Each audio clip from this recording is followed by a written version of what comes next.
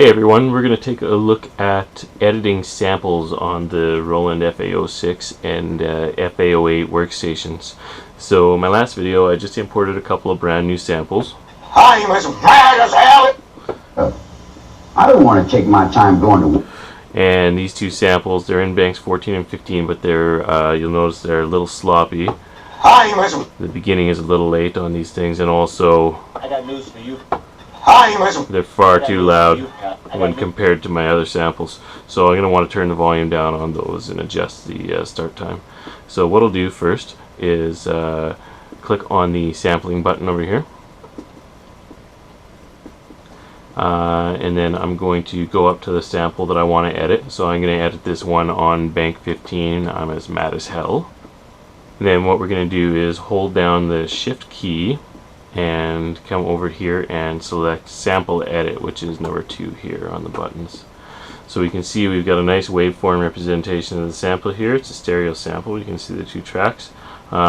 We can see that there's a bit of a gap here before the sample starts of silence, which we'll want to get rid of. And the other thing that we're also going to want to edit is the level on here. So first of all, let's get rid of this gap at the beginning of the sample.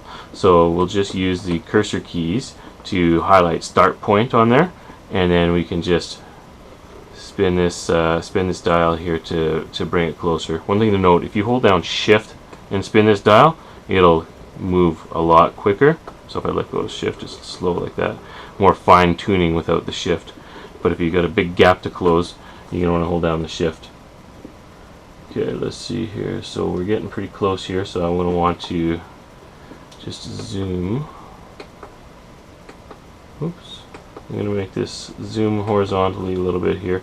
So if I press to the right cursor button, it zooms up, and if I press to the left, it zooms down. Same with up and down, so I can make the waveform taller like that. So just to give me a better idea what I'm editing here. So then if we just go... all I'm doing is hitting the sample button here. I want to make sure we're not cutting off any of that sample. So if I go here, but I want to.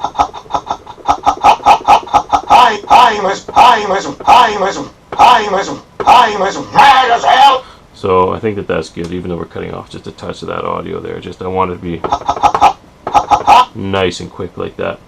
Okay, so then the next thing we're going to do is we could go in and adjust the end point of it now. So it's done in much the same way, so we can just adjust it. And so when we put it here, it'll end there and cut off. I'll just leave it at the end though. You can adjust the zoom using these 2 buttons here, so we can zoom horizontally, zoom vertically with using the knob. We can turn a gate on and off. We can turn the loop on and off here. I'm not going to worry about those. Level, we can adjust the level, so I'm going to bring the level down quite a bit so that we can match up with my other samples. Bring it around 70. And then this Effect SW button, you might want to turn that on. So what this will do is let the keyboard effects actually affect this sample. So if you want to do some of those TFX effects or something like that, then you'll need to have that on for it to affect the sample too. Okay, so we're all done there. So then let's just exit out of here.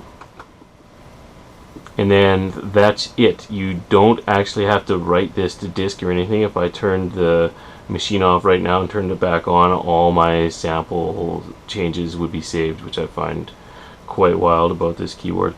But it wrote it all real time, so now all I've got to do is either find another sample I want to edit or just cancel to get out of there, and then I can come back and test my sample. I'm as mad as hell! So it's maybe a little loud still, but I'm as mad as hell, and I'm not gonna take this anymore! we can still go back and fine-tune that afterwards. Thanks for watching. This has been how to edit samples on the Roland FA06, FA08 workstation.